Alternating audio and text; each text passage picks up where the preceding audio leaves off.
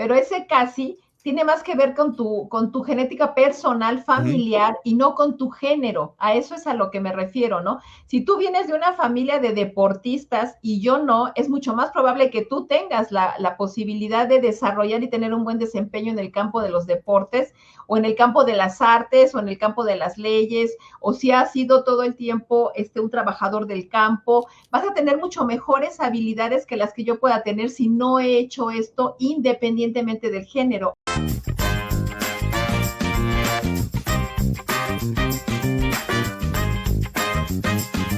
Y ahora sí, mi querida Alicia, es momento de que vayamos platicando acerca de nuestro tema que intituló este programa, acerca de, pues, yo no quiero a lo mejor entrar tanto en el tema de la polémica, que porque siempre hay gente que no, es que son mejores las mujeres que los hombres, es que los hombres son mejores que las mujeres, pero ciertamente el señor Freud no tenía o no estaba muy alejado, ¿no?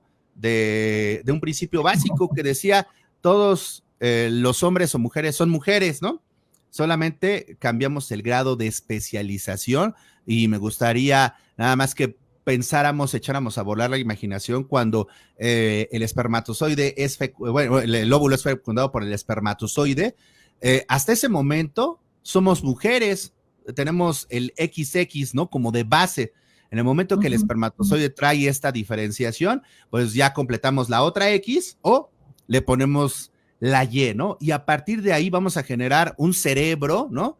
Primeramente femenino, bueno, de mujer, de hembra, no, para no metemos las cuestiones de género, de hembra, y poco a poco este cromosoma va a ser la diferenciación y especialización, ¿no? De los gametos, de todo lo que tiene que ver con nuestro cerebro, pero en un principio básico es el mismo punto de partida, Alicia, y poco a poco vamos a ir teniendo estos cambios, ¿no? Entonces realmente no estamos tan lejos de ser muy iguales, pero a la vez sí tenemos algunas diferencias importantes. ¿Por dónde comenzamos, Alicia? Claro, pues mira, yo creo que un punto clave es decir que sí hay diferencias a nivel orgánico, a nivel biológico.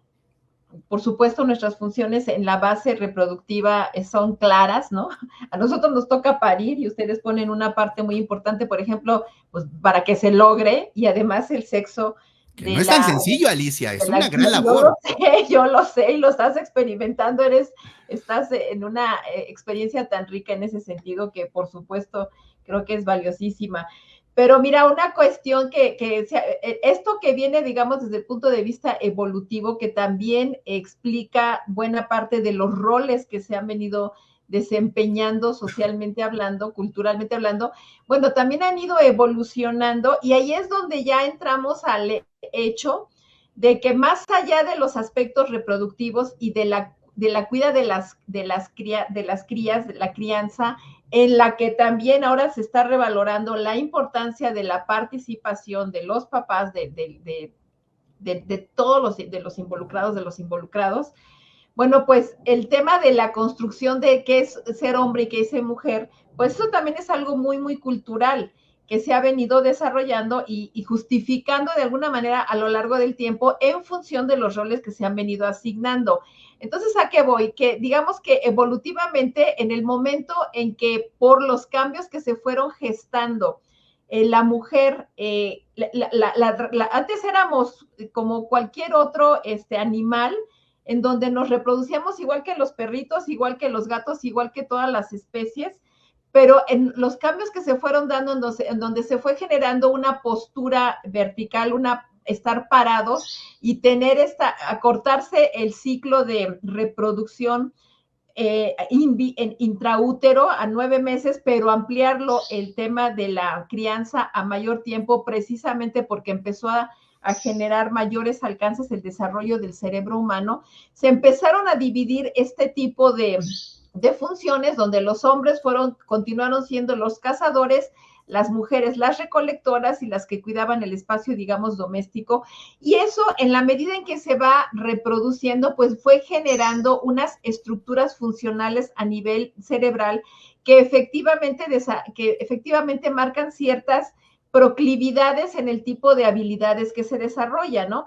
Entonces, bueno, lo que decías, ¿no? Bueno, sí, los hombres que están orientados a la casa, a la solución de estos aspectos de la manutención, pues desarrollan más la habilidad de focalización, de concentración, de análisis, de perspectiva, que están más atribuidas al cerebro, al hemisferio izquierdo del cerebro, mientras que las mujeres generan más, trabajan más a nivel de procedimientos de cómo cuidar e integrar un espacio, además del hecho de ser recolectoras, que implica el tener mucho cuidado en fijársele las características de cada una de las especies que estaban recolectando, ver pequeños matices para evitar en un momento dado recolectar cosas que te pudieran generar un envenenamiento, cosas por el estilo, ¿no? Además de que estar en núcleos que tenían más necesidad comunicativa, a diferencia del caso de los hombres que tenían que estar callados, observando muy bien si venía el depredador, si dónde estaba la presa, etcétera. Eso cerebralmente, digamos, se explica evolutivamente de una manera lógica en términos de buscar esa sobrevivencia y esa división que se fue gestando, ¿no?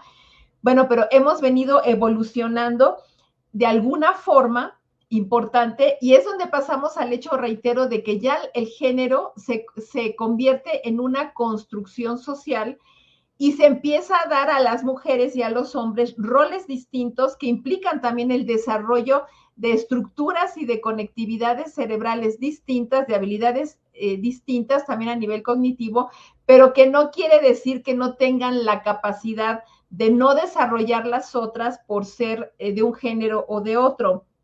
Entonces, en ese sentido, se habla de que los hombres, bueno, pues tienen una mayor capacidad, reitero, de concentración, de estar en un solo objetivo.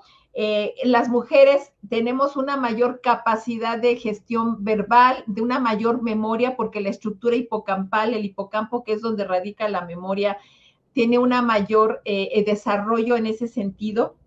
A diferencia del hombre, que lo que tiene más desarrollado es el tema, es una estructura llamada amígdala, que es la que implica una respuesta inmediata y gestionante de una situación de alarma. Por eso el rol que se ha asignado de ser protectores, en cierta forma, proveedores. También se atribuye que esto les ha dado a los hombres mayor capacidad de una gestión visoespacial, que manejan mejor ciertas capacidades de manejo de equipos pesados, de ciertas estructuras que pueden planear muchísimo más, muchísimo mejor, mientras que a las mujeres que se ha detectado que hay una mayor, esto de la conectividad implica una forma de operación de las partes más fundamentales primitivas hacia lo cognitivo en un sentido ascendente, mientras que en el caso de las mujeres se detecta una mejor conectividad intrahemisférica, en donde los aspectos racionales también están mejor conectados con los aspectos de una sensibilidad mucho más subjetiva y una mayor capacidad para detectar matices y diferencias, ¿no? De alguna manera, el estrés para los hombres inhibe más en el caso de los hombres, al tener más desarrollada la estructura amigdalar, el estrés lo que hace es activar una respuesta, digamos, más proactiva, mientras que para las mujeres tiende más a inhibirnos, ¿no? Más a hacernos tener una respuesta mucho más regulada. Esto, sin embargo, Sergio, también se ha venido cuestionando en el sentido, y me gustaría referirme a un trabajo muy interesante, a un libro muy interesante de una doctora llamada de Gina Ripoll, El género y nuestros cerebros. Ella es una neurocientífica investigadora de la Universidad de Aston en el Reino Unido, en donde ella lo que pone en cuestiones dice, bueno, pero ¿cómo se venía investigando todo esto, no? Y en buena medida las investigaciones que nos hablan de aspectos cuantitativos, de cómo se vienen repitiendo y se hacen pruebas de respuesta, que son las que nos dicen, los hombres sirven para esto y las mujeres para esto, pero no se pone a ver el constructo social previo que hace que los hombres se dediquen más a esto y las mujeres más a esto, y por lo tanto van a tener una mejor respuesta. ¿Eso a qué va? A que no necesariamente por ser hombre o por ser mujer en sí es lo que te permite desarrollar unas u otras habilidades, y estas esto cuestiona mucho las investigaciones que se vienen haciendo desde final del siglo XVIII, XIX y XX, ¿no? Que era con la idea fundamentalmente de justificar una perspectiva del rol que desempeñaban no solamente las hombres y mujeres, sino también las distintas razas, ¿no? Porque en un principio se preguntaban, es que los hombres tienen el cerebro más grande, pero alguien dijo, oiga, pues si fuera un tema de tamaño, los elefantes y las ballenas serían más inteligentes que los seres humanos. No es el tema del tamaño, hay que estudiar las estructuras. Y se ha ido evolucionando en la capacidad de estudiar los cerebros y sus funciones y la forma en que se desarrollan las actividades. Y pues lo que nos hemos encontrado, y en este caso esta investigadora me llamó mucho la atención su trabajo del género en nuestros cerebros, porque es un cuestionamiento muy interesante sobre cómo se han venido estableciendo estas diferencias, ¿no? Y se ha encontrado, sobre todo ella en el caso que parte mucho también de análisis de cerebros de personas con autismo, donde no hay dos personas con la misma configuración, y lo mismo en personas que no tengan esos trastornos. O sea, importa mucho los patrones de estructuración de circuitos neuronales para ir desarrollando, hacer esas actividades. Entonces, si yo por ser mujer, eso no quiere decir que yo tenga una incapacidad para hacer funciones que están tradicionalmente destinadas a los hombres, o un hombre no tiene ninguna limitación para realizar funciones que tradicionalmente se han desarrollado, como la educación, como la crianza, como aspectos de cuidado a enfermos, etcétera, que son las que tradicionalmente se asignan a las mujeres, sino que es una cuestión también de cómo culturalmente se vayan asignando estos roles, y de ahí la importancia, Sergio, creo yo, de entender que lo que importa es ver cuáles son las maneras de integrarnos y colaborar más allá del género, sino de las necesidades que en parejas, como individuos o en grupos socialmente debamos de cubrir, Sergio. ¿Cómo ves?